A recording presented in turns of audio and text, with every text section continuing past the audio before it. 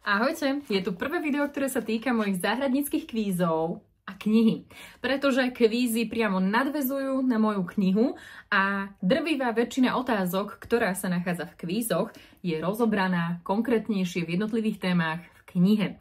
Ak už kvízy máte, tak možno ich máte aj spravené, neviem, tak ste možno natrafili na niektoré otázky, ktoré vám úplne nesedeli, alebo by ste na ne odpovedali troška inak, než som označila správnu odpoveď ja sama.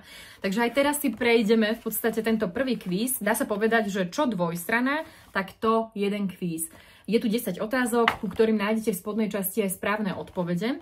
No a tento prvý kvíz sa týka rovno trvaliek. A ja keď som si ho vlastne prečítala, tak až potom som si znova uvedomila, že ja som nedala tak konkrétne tie otázky, aby ste pochopili, ako som to myslela.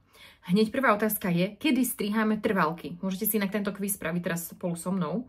Je to po A na jar, po B na jeseň, alebo po C je to úplne jedno.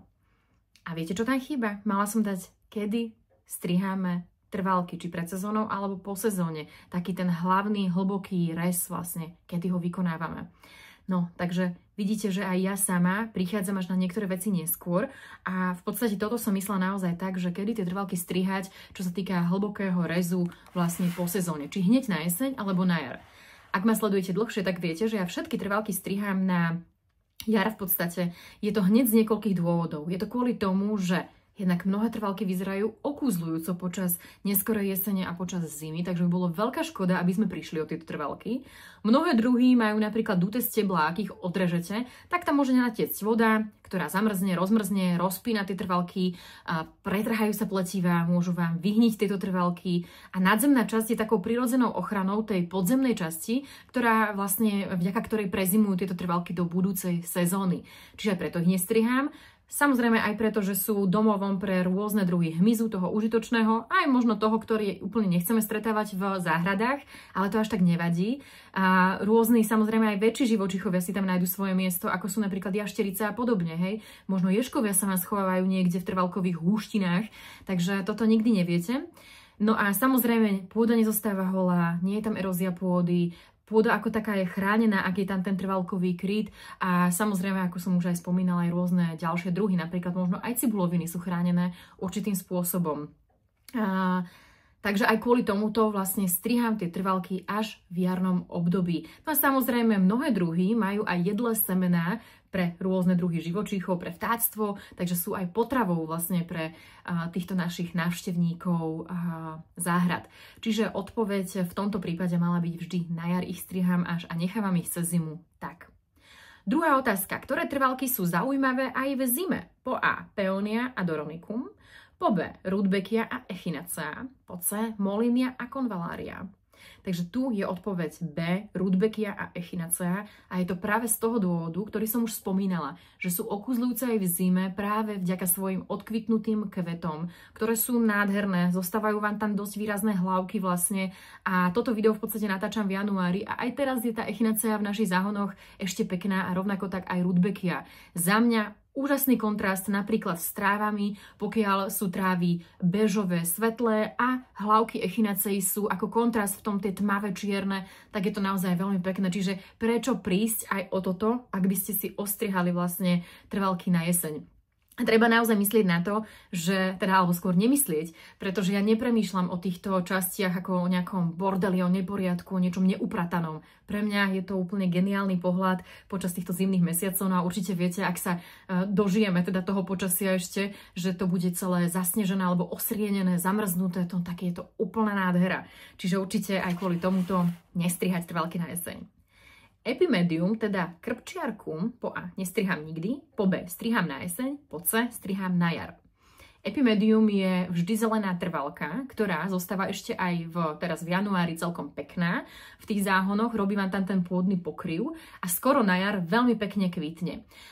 Ja mám oranžovú takú odrodu, aj žltú v záhrade a sú to súkvetia, ktoré sú také veľmi jemnučké, krásne a práve v tom jarnom období kvitnú, kedy už tie listy nemusia byť úplne vábne a ja práve vtedy, keď už vidím tie súkvetia vyrastajúce, celý ten trs, vlastne celé tie listy zostrihnem, pretože ako náhle začne krpčiarka kvitnúť, už v tom momente vyrastajú zo zeme nové, svieže vlastne listy, ktoré sú úplne nádherné a nahradia vlastne tie staré, ktoré sú z minulej sezóny.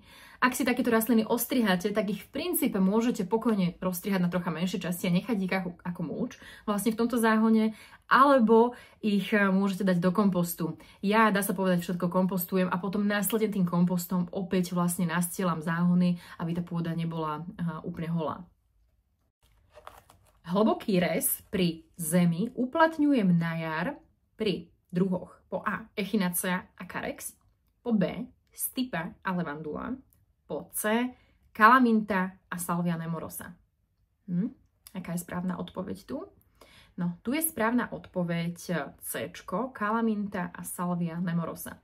Sú to trvalky, ktoré úplne zaťahujú. To znamená, že všetky nadzemné časti sú na jar odumreté a na jar opäť vyrašia z tých podzemných vlastne zásobární nové nádherné rastliny.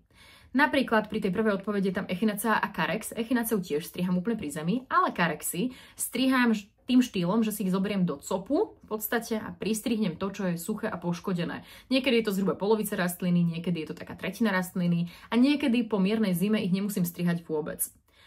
Bčku je Stipa a Levandula. Ak ma sledujete, tak ste možno zachytili video, v ktorom sa venujem Stipe, a to teda aj jej rezu, a striham ju tým spôsobom, že ju len vyčesávam kosačikom zúbkatým a robím jej taký mierny prestrih, čiže určite ju nedávam do jednej roviny, aby vznikol z toho taký ten nevábny ježo, a rovnako tak ju nestriham ani úplne pri zemi. Neosvedčilo sa mi to, neprospieva to pre mňa, teda u mňa tým rastlinám, a takto sú hneď zavčasu na jar krásne, svieže, zelené, vyrašené a vy ani nevidíte ten prechod od tých minuloročných listov a cez tieto nové listy. Ale levandulu samozrejme tu tiež nestriham pri zemi, a striham ju väčšinou teda hlbšie po kvitnutí a potom, ak to vyžaduje teda tá rastlina, tak aj na jar podľa toho, či ešte stihla vykvitnúť do jesene, aký má tvar, ale ten rez nie je nejaký výrazný. Otázka číslo 5. Stipa či Salvia nemorosa sa často rozcapnú, lebo po A mali málo výživy, po B mali veľa vlahy či výživy, po C mali veľa slnka. Tak tu je odpoveď kvôli tomu, najčastejšie snáď, že mali veľa vlahy alebo veľa výživy. Aj Stipa, aj Salvia nemorosa sú druhy, ktoré zbožňujú sucho a nie veľmi výživné pôdy a priepustné pôdy. Ak máte tieto druhy napríklad naozaj v takej ilovitej, ťažšej, vlhkej pôde a je také dosť daždivé obdobie, alebo ich hnojíte, čo vôbec nevyžadujú veľmi, tak môžu sa vám potom naozaj rozcapnúť a môžu byť také škaredé. Rovnako tak, už som sa s tým stretla, teda ak máte vysadenú Stipu napríklad v polotieni alebo tieni, tiež nebude veľmi pekná. To sú naozaj rastliny, ktoré zbožňujú takéto suché, slnečné stanovište a priepustné pôdy, aby tam nestála dlho voda, pretože najmä napríklad Stipa by mohla počas jesene vyhniť. 6. otázka. Ak je pôda pieščitá, tak pomôže kompost, štrk, piesok. Ak je pôda pieščitá, tak pomôže určite, ak tam pridáte kompost, pretože kompost v podstate do tejto pôdy dodá nejaký organický materiál, živiny. Samozrejme podľa toho, aký vlastne zase záhon komponujeme, tak podľa toho tam pridávame jednotlivé nejakým spôsobom prídavné teda materiály, ktoré majú zlepšiť štruktúru a celkovo vlastnosti tej pôdy. Čiže ja do našich záhonov pridávam kompost, aby som tam aj lepšie udržala vlahu, aby tá vlaha nepretiekla hneď preč z tej pôdy vlastne a rovnako tak aj preto, aby som tam dostala nejakú tú výživu, nejaký ten organický vlastne podiel do celého toho objemu. A koľko toho kompostu pridávať, to je otázka zase na to, aký vlastne typ záhonov idete tvoriť, aké podmienky u vás prevládajú a podobne. Čiže nedá sa to úplne povedať, že to musí byť takto a takto. Ja pridávam do našich záhonov zhruba 20-30 litrov na metr štvorcový. Hej? Čiže keď si zoberiete veľké vedro, tak asi toľko zapracujem do v podstate našej pôdy na metri štvorcovom do hĺbky nejakých možno 20 cm. Kedy sa môžu vysádzať trvalky? 7. otázka.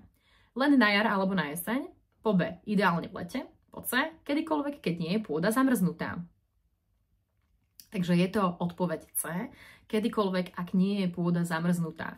S týmto sa stretávam dosť často, že sa bojíte vysádzať vlastne rastliny, pretože im už bude zima, tak ich nechcete vysadiť. Ale keď si zase uvedomíte to, no kde im bude lepšie? V tom malom kvetinači, ktorý premrza z každej strany, alebo priamo v pôde, kde sú aspoň ako tak chránené.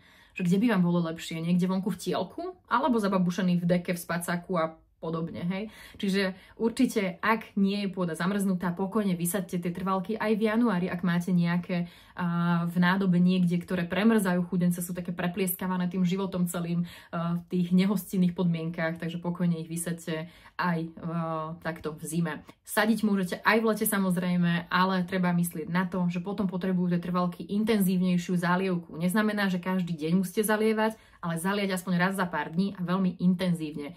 Niektoré z našich záhonov sme tiež tvorili v lete a musím povedať, že vyzerajú veľmi pekne.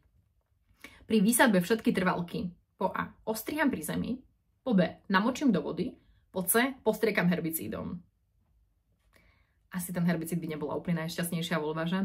A namočím ich do vody vždy. Namočím ich z toho dôvodu, že naozaj potom, ak vy si namočíte tieto trvalky, nasiaknú sa, celý ten koreňový bal sa nasiakne vodou, tak potom pomerne dlhú dobu vydržia bez následujúcej zálievky. A ja, čo som sadila naozaj aj naše záhony, tak si na to veľmi dávam pozor. Nalejem ešte vodu aj do tej výsadbovej jamky, aby aj to okolie bolo nasiaknuté. Potom ich vlastne vysadím, zamulčujem ich, zväčša je to nejaký kompost teda u nás, alebo štiepka, alebo kôra podľa toho, čo kde vysádzam, aby pôda zase nebola holá a pokým sa tam vytvorí ten pôdny pokryv z tých trvaliek, tak je veľmi dobré mať naozaj zamulčovanú pôdu, pretože jednak vám menej vysychá tá pôda, menej sa odparuje vody a nerastú vám tam tak buriny a podobne, čiže k tomuto si zase povieme niečo viac v tých ďalších určite kvízoch, ale namočím ich do vody.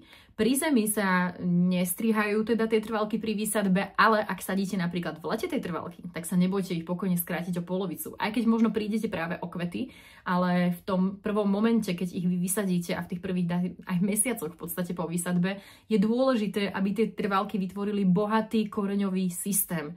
Nie je tu nadzemnú časť, ale koreňový systém je pre nás dôležitý pre tú ďalšiu vlastne úspešnú ich éru a preto, aby tam naozaj boli veľmi pekné ešte počas dlhých nasledujúcich mesiacov a aj rokov. No, po výsadbe zvyčajne zalievam rastliny, po A každý deň troška, po B nezalievam ich už vôbec, po C výdatne raz za 5 až 7 dní. Toto je tiež otázka, ktorú som mohla troška špecifikovať, ale vy si nájdete túto tému rozobratú aj u mňa v knihe. Ja ich zalievam, pokiaľ ich vysádzam niekedy počas tých teplejších mesiacov a počas leta, tak ich zalievam výdatne raz za 5 až 7 dní. Pokiaľ ich napríklad vysadím na jeseň, tak ich už zalievať nemusíte potom počas zimy a počas tých jarných mesiacov, kedy je tej vlahy dostatok, pretože dovtedy oni zakorenia a potom v podstate ich zalievam zase v tom horúcom lete. My tým, že nemáme trvalý nejaký prísun vody, tak veľmi musíme premýšľať, ako tých, aké máme nazbieraných 14 000 litrov vody, ako ich využijeme, pretože sa s nimi aj sprchujeme, keď tu sme v princípe v záhrade, pretože s nimi aj splachujeme, umývame sa a podobne. Čiže veľmi šetríme počas leta a to uplynulé leto bolo dosť teda drastické a nie úplne prívetivé, čiže treba nad tým naozaj premýšľať. No a určite sú teda aj možnosti toho, že ich vysadíte, zalejete a už ich nezalievate a nechávate to naozaj na sile tých rastlín a na tom, ako vlastne sa vysporiadajú s tým novým prostredím. Ja úplne nezastávam teda tento názor a tým rastlinkám vždy pomôžem, pretože už keď do nich investujete, tak ich troška teda podporím v tom, aby sa im u nás darilo. Za predpokladu, že samozrejme som vybrala tie správne rastliny. No a posledná teda otázka, ak sadím v lete, tak rastliny pokojne skrátim, robím nad nimi kryt z igelitu, alebo ich obsypem granulovaným hnojom. Ja viem, že tým skúsenejším sa možno niektoré tieto otázky zdajú úplne trápne a jednoduché, ale zase už mám aj interakciu od vás, že tie otázky boli dosť ťažké, že ste nevedeli na ne odpovedať.